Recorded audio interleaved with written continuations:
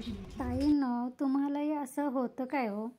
म्हणजे पूर्ण वेळ कामातच जातो, मग स्वतःकडे लक्ष द्यायला मिळत नाही किंवा कामाची सुरुवात तर अगदी ताजेतवानं होते, पण कामाचं शेवट होईतोपर्यंत पूर्ण थकवा, पूर्ण मेंगाळल्यासारखं होतं आणि मग स्वतःसाठी काहीतरी करावे असं मन नाही लागत किंवा एक उत्साह नाही राहत. आणि मग काय होते, आपण ज्यावेळी दुसऱ्या एखाद्या बाईला अगदी टापटीपपणानं बघतो ना आणि तिला काम करताना बघतो तर असं वाटतं, अरे ही कशी काय इतकी छान पद्धतीनं स्वतःला मेंटेन करते, काम पण करते. असं पण एकदा विचार येतो आणि एक निगेटिव्ह विचार पण येतो, हां तिला काही काम नसेल, थोडंसं काहीतरी करत असेल, बाकी स्वतःचंच चालवत असेल नखरे वगैरे, असं पण निगेटिव्ह माइंड होते काय तुमचं? तर चला तर मग ताईनं आजपासून घरच्या कामासोबत कधी स्वतःकडेही वेळ द्यायचा, तो कसा द्यायचा, मन प्रसन्न ताजंतवानं अगदी शेवटपर्यंत कसं ठेवायचं आणि त्यातून आपण स्वतःकडे कसं लक्ष द्यायचं हे आपण थोडंसं किरकोळ पद्धतीनं का असे ना बघूया, पण खूप महत्त्वाचं आहे. त्यासाठी माझा आजचा व्लॉग तुम्ही शेवटपर्यंत नक्की बघा. चला तर मग आजच्या व्लॉगला सुरुवात करूया. नमस्कार ताईनो, मी प्रतिभा तुम्हा सर्वांचं स्वागत करते आपल्या चॅनेलवर. तर आजचा दिवस तुम्हाला खूप छान सुंदर जाऊन तुमच्या मनातील सर्व इच्छा पूर्ण होत. तर इथं मी आता काय काय कामं केली ते सांगते. माझी भात आमटी झालेली, आता मी घरातलं सगळं झाडायला सुरुवात केलेली. अजून दार झाडायचं, आज थोडंसं ऊन पडले त्यामुळे सगळं दार खराट्यानं झाडणार. सोफ्याचे कवर 2 धुतले होते, एक वाळला होता, एक वाळायचा बाकी होता, तो आता वाळला म्हणून बाहेरून आत आणला आणि झाडायच्या अगोदर म्हटलं कवर घालून घ्यायचा, त्यानंतर झाडायला सुरुवात करूया. तर इथं बघा, इथं मी छानपैकी अगदी कॉटनचा आणि लोकर वर्क केलेला ड्रेस घातलेला आहे. तुम्ही म्हणाल मग काय झालं त्यात? आपण काय करतो माहिती आहे, कधी पण एक लक्षात घ्यायचं, तुम्ही गाऊन का असं ना वापरा, मी वापरते, पण गाऊन पण देखील शक्यतो कोणी 5-6 महिन्याच्या वर वापरायचं नाही. काय होते, ते जुनं होईल तसं कधी आपलं पण असं शरीर पण जुनं म्हणजे असं वेगळं फिलिंग येते. तुम्ही कधी पण बघा, 5-6 महिने तेवढेच वापरा, त्यानंतर दुसरे गाऊन घ्या किंवा दुसरे कपडे चेंज करा, असे वापरा. त्यानं काय होते, आपल्यात पण एक पॉझिटिव्हिटी राहते. तुम्ही म्हणाल असं 5-6 महिन्याला गाऊन खराब न होता कसं बदलायचं ताई आणि ते परवडेल का? पण कधी लक्षात घ्या, कपडा हा फक्त पैशावर कधी खरेदी करायचा नाही. तुम्ही माझ्या व्लॉगमध्ये बघितलं असेल, माझे 600 रुपयाचे पण गाऊन आहेत आणि एक गाऊन तर कधी 175-200 रुपयेपर्यंतचे पण आहेत. ते फक्त आपल्याला कधी कपड्याची क्वालिटी आपल्याला कळली पाहिजे आणि ती कपड्याची क्वालिटी जर तुम्हाला कशी कळायची किंवा कसे कपडे घ्यायचे, कसं चॉईस करायचं हे जर पाहिजे असेल तर मी कधीतरी माझ्या एखाद्या व्लॉगमध्ये पण तेही नक्की सांगेन. तर इथं मी आज एक छान पद्धतीनं ड्रेस घातलेला आहे, थोडंसं असं आपल्याला फ्रेश वाटावं ह्यासाठी. त्यानंतर मी घर झाडलं, त्यानंतर बाहेर आलेले.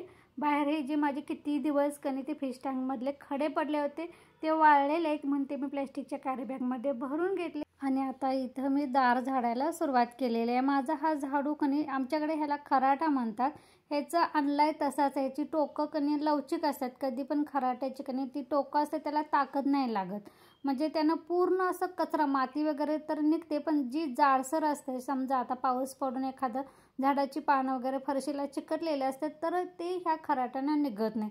आता इथं माझ्या कुंडीला थोडीशी माती पडलेली आहे, पण ती ह्या खराट्यानं मला निघणं झाली, म्हणून मी पायानं काढली, त्यानंतर खराट्यानं झाडून घेतलं. तर हे कसं होतं माहिती आहे, त्या टोकांना जीव नसतो, त्यामुळे कधी नवीन ज्यावेळी खराटा आणतोय ना त्यावेळी त्याचे जे टोक असते ना ते काढून घ्यायचं. आता मी तेच करणार आहे, त्याशिवाय पूर्ण कधी आता कसं पाऊस पडून ऊन पडलेलं आहे, त्यामुळे थोडेसे झाडाची पानं वगैरे फरशीला चिकटलेलीच आहेत, ती मला आज निघवायची आहेत. त्यामुळे मला त्यासाठी हे बघा, ह्या टोकांना जीव नसते, आता मी कोयत्यानं कधी ते कट करून घेते. आणि ही जी किरकोळ कामं आहेत कधी ही ज्या त्या वेळेस करायची. तर आता माझा 8-15 दिवस झालं असेल आणून, मी पण आज करायचं उद्या करायचं असं करून तसंच झाडू मारून घेते.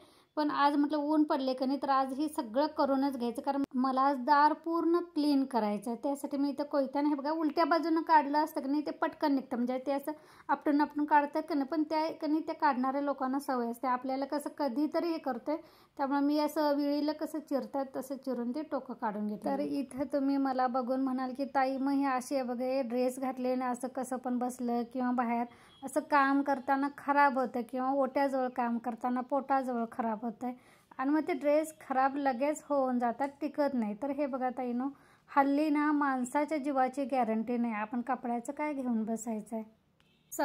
सगळ्याच गोष्टींना नुकसानीचा विचार कधी आपल्याला बघायचा. आपण एखाद्या गोष्टीत कधी आपलं आपली इच्छा नसताना नुकसान होतं, मग ते आपण सहन करतोय ना, मग कधीतरी स्वतःसाठी थोडंसं बेजबाबदार राहून स्वतःला आनंद मिळवण्यासाठी काही गोष्टी करणं खूप गरजेचं असतं असं मला वाटतं. तर हे बघा, खराट्याचं टोकं काढल्यामुळे किती मस्त हे पानं जशी अशी चिकटली होती फरशीला ती निघाली. तुमच्याकडे पण असा नवीन खराटा जर असेल ना, तर अशा पद्धतीने टोकं काढा, त्यानंतर झाडून घ्या. चला तर पहिल्यांदा आता हे सगळं माझी वरची बाजू झाडून झालेली आहे. आता आपल्या दारासमोरची झाडायची ती झाडून घेऊया आणि त्यानंतर आपल्या घरच्या कामाला सुरुवात करूया. तर इथं मनी प्लांट थोडंसं मी उन्हात ठेवलेलं आहे. ते पण पाऊस पडून पडून असं गारवा त्याला वाढ होईना झाले, म्हणून म्हटलं थोडंसं तर ऊन पडले तर उन्हात ठेवूया ती बादली, कारण जिथं मी ठेवते तिथं इतकं काय ऊन लागत नाही. तर उन्हामुळे काय होतं, वेलीना झाडांना वगैरे अशी वाढ लागते. थोडंसं ऊन पाऊस असं झालं की म्हणून थोडंसं ठेवून दिलेलं आहे. तिथं 2-4 दिवस ठेवेन, त्यानंतर परत जिथं ठेवलेलं आहे त्या नळाजवळ ठेवून देईन. तर इथं मी आत आले, थोडंसं फ्रेश झाले. ऊन थोडंसं जरी असलं ना, हे लागते खूप ऊन, म्हणून पहिल्यांदा कधी पण चेहरा सारखा आपला गार पाण्यानं स्वच्छ धुवून घ्यायचा आहे. तर तिथं बाहेर लाल त्या मुंग्या असतात त्या पण त्या मातीला होत्या. ती इतकी खाज उठत होती ना, चावत होत्या, पण मी दुर्लक्ष केल्यामुळे आता ते पाणी वगैरे त्यावर पडल्यामुळे जास्तच असं खाज वाटत होती. तर इथं मी फ्रेश झालेलं आहे. थोडंसं सनस्क्रीनची क्रीम लावलेलं आहे, कारण उन्हाचं मला डॉक्टरांनी सांगितलेलं आहे तुम्ही घरात असा किंवा थोडंसं जरी 5 मिनिट का असेल तुम्हाला कुठं दारात वगैरे जायचं असेल तरीही क्रीम वगैरे लावत जा, कारण तुमची स्किन सेन्सिटिव्ह आहे. तर म्हटलं एवढी बिचारीनं जीव तोडून सांगितले तर आपण पण थोडंसं स्वतःकडे लक्ष द्यायचं. मी आता सारखे जर थोडंसं बाहेर जायचं असेल तर क्रीम वगैरे ती लावून जाते. चला तर आता किचनकडे आलेलो आहे. इथं मी अंडी वगैरे पोरांना उकडून दिलेले, त्याचा कुकर वगैरे तसाच ठेवला होता. पोरांना त्याचं कवच काढून खायला सांगितलं होतं, मी बाहेर काम करत होती म्हणून. तर थोडंसं असं थकवा वाटला ना की पाणी प्यायची एक सवय करायची. पाणी जितकं जास्त प्रमाणात तुमच्या पोटात जाईल तितकं तुमच्या शरीराच्या दृष्टीनं ते चांगलं असते. त्यामुळे वरचेवर पाणी प्यायची सवय करायची. पाणी पिण्यासाठी तहानच लागावी याची वाट कधीच बघायचं नाही. थोडंसं मला आता बाहेरून आल्यानंतर थकवा वाटला, मी थोडंसं पाणी पिलं. त्यानंतर मला बीन्स करायचं होतं, ते मी खाली बसून निवडून घेतलं.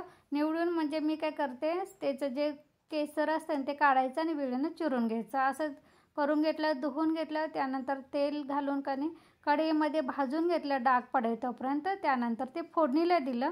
फोडणीला दिल्यानंतर कढई मी त्या बाजूला घेतलेले आणि ह्या बाजूला मला तव्यामध्ये शेंगदाण्याचं कूट करायचं माझा संपलेला आहे.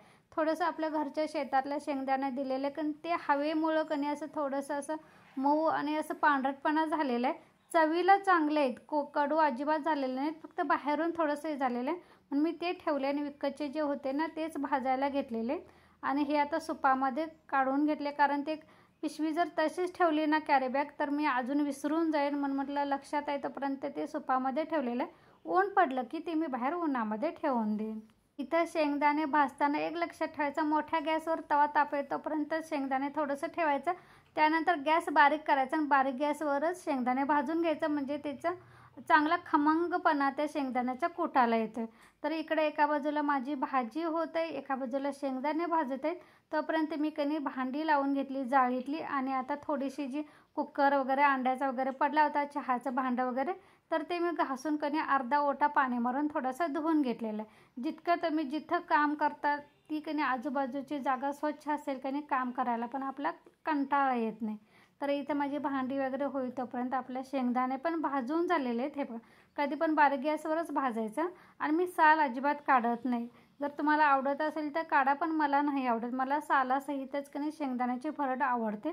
तर इथं मी शेंगदाणे मिक्सरला बारीक करायला टाकतानाच जर मला असं थोडंसं किडलेले वगैरे शेंगदाणे दिसले ना तर मी असं काढतानाच ते बाजूला काढून ठेवते आणि चांगले चांगले शेंगदाण्याची मी भरड करून घेते.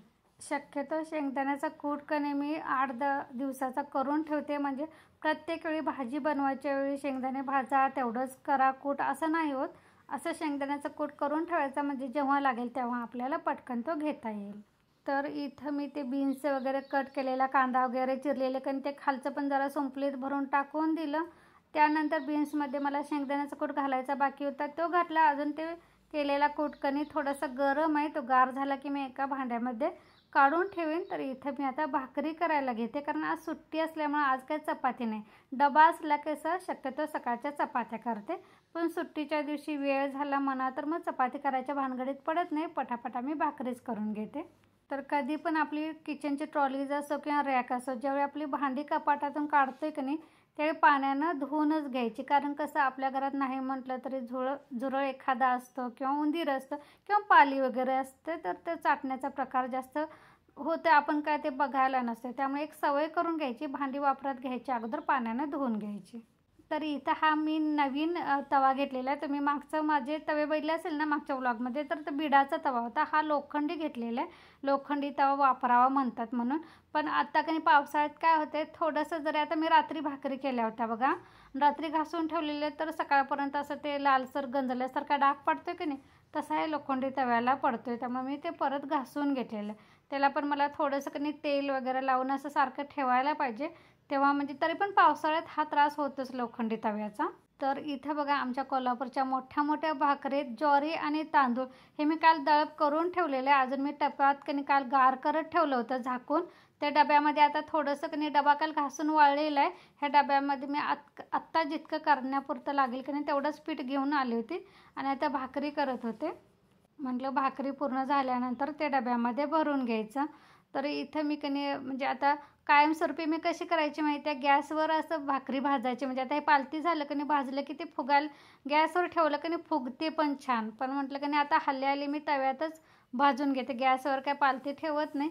कारण मी एक कमेंट वाचली होती गॅसवर भाकरी भाजायची नसते, म्हणून शक्यतो मी आता की नाही तव्यामध्येच भाजून घेते. तर इथं तुम्ही म्हणाला चल हे हाताचे ॲक्शन काय करते ताई, तर मला लहानपणीची आठवण आली. माझी आजी ज्यावेळी भाकरी शिकवत होती ना त्यावेळी ती सांगायची, असं मी असं एक हात पडला की भाकरीवर दुसरा हात असं करते ना, तर ती सांगायची ते अंगठ्याची घडी बसवायची आणि दोन्ही हात समान करून थापायची, तरच भाकरी एक समान येते. तर मला तिची आठवण आली होती भाकरी करताना, म्हणून मी तुम्हाला ते सांगितलं. माझी भाकरी झाल्यानंतर मी हातासरशिकाने पीठ पण टपामधलं भरून घेतलं.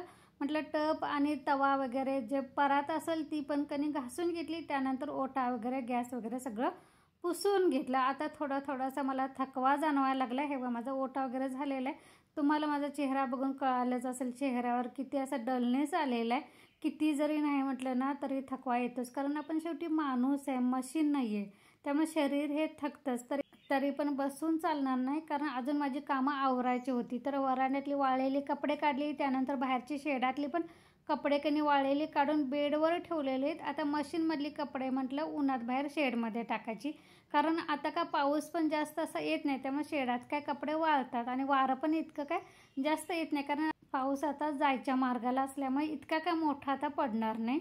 तर इथं मी कपडे वाळत घालून आले आणि जास्त थकवा वाटायला लागला म्हणून मी परत एकदा गार पाण्यानं चेहरा धुतला. ही सवय कधी तुम्ही कायमस्वरूपी लावून घ्या ताई. सारखं चेहऱ्याला गार पाण्यानं धुवायचं थकवा जाणवला की, आणि 2 घोट का असे ना पाणी प्यायचं. पाणी जितकं तुमच्या पोटात जाईल तितकं चांगलं असते. हे बघा माझी इतकी कपडे अजून घडी करून ठेवायचे, तर म्हटलं थोडंसं की नाही 2 घोट पाणी प्यावं. एवढ्या अशा छोट्या छोट्या किरकोळ गोष्टी आहेत, पण ताईनं तुम्हाला किती फरक पडतो ना ही तुम्ही करा पहिल्यांदा, त्यानंतर मला सांगा. तर पाणी पिल्यानंतर आपल्या कामाकडे परत आलेले हे म्हटलं वाळलेली कपडे कधी सगळ्यांची घडी करून वेगळी वेगळी ठेवली आणि ज्याच्या त्याच्या जागी कधी लगेचच ठेवून दिली. कारण बेडवर ठेवून घडी करून तसंच नंतर ठेवायचं म्हटलं तर ते नंतरच होऊन जातं. तर हातासरशी कधी जिथल्या तिथल्या जागी ज्या त्या ठेवून द्यायचं. म्हणजे काय होते, आपल्या घरभर पण कपड्यांचा पसारा दिसून येत नाही. कारण सगळ्यात जास्त जर पसारा घरात कशाचं म्हटलं ना तर प्रत्येकीच्या घरात कपड्यांचाच असतो. तर इथं मी गडबडीनं सगळी कपडे काढून आणली होती, पण त्यातले 2-4 कणी थोडंसं आंबट गोड अशी ओली आहेत, ती मला परत एकदा थोडंसं शेडामध्ये घालेन आणि उरलेले कपडे आता घडी करूया आणि ज्याच्या त्याच्या जागी ठेवून देऊया. हे कंडे आहेत, मी कणी गौरी गणपतीच्या वेळी मला मेहंदीचे कोण वगैरे आणायचे होते त्यावेळी मी गेलेली ना, तर इथं मला हे कंडे छान वाटले. तुम्हाला कसे वाटले सांगा. रोजच्या आपल्या साडीवर किंवा ड्रेसवर कशावर पण चालतात म्हणून मी घेऊन आले होते. शक्यतो माझ्या हातात कसं ते हिरव्या बांगड्या आणि पाटल्या मी बरेच दिवस घातल्या होत्या. म्हटलं थोडंसं आता बदल करूया. असा किरकोळ वाटणारा बदल का असे ना, पण करायचा आणि त्यानंतर तुमचा अनुभव काय आहे की नाही ते मला सांगा.